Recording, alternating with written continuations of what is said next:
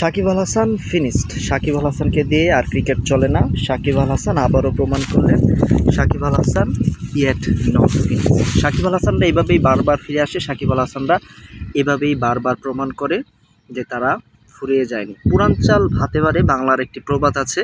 তো সেই রকম একটি ম্যাচ আমরা দেখলাম যে সাকিব আল হাসান একটা অনবদ্য ইনিংস খেললেন। তার দল দুবাই ক্যাপিটালস যখন 50+ রানে 3 উইকেট পড়ে গিয়েছিল, তখন সাকিব আল হাসান ব্যাটিংয়ে নামলেন এবং রিভার্স সুইপে প্রথম বলে একটি 4 মারলেন।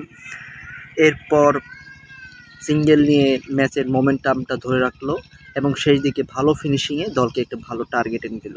এটাই তো সাকিব আল হাসান, সেই পুরনো সাকিব আল হাসান। এবং বোলিংয়াতে নেমে প্রথম বলে উইকেট, প্রথম ওভারে 2 উইকেট সহ মেডিন ওভার, এবং এটা সাকিব আল হাসানের 27তম মেডিন ওভার। টি-20তে 27তম মেডিন ওভার। আপনি ভাবতে পারেন টি-20তে 27টা ওভার মেডিন দিয়েছে এবং সেই সাথে man of the match.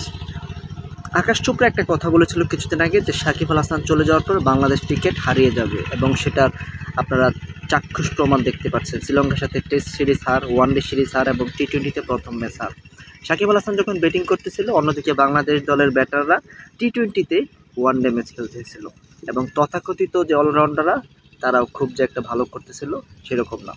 Shakib Al হাসানরা বারবার ফিরে আসে। সাকিব আল হাসানরা এইভাবেই প্রমাণ করে যে তারা কেন বিশ্বসেরা অলরাউন্ডার, গ্লোবাল ইন্টারন্যাশনাল অলরাউন্ডার। কেন তারা গ্লোবাল টি-20 লিগে সাকিবের পারফরমেন্স আপনি কোন চোখে দেখেন? অবশ্যই কমেন্ট করে জানাবেন। ধন্যবাদ।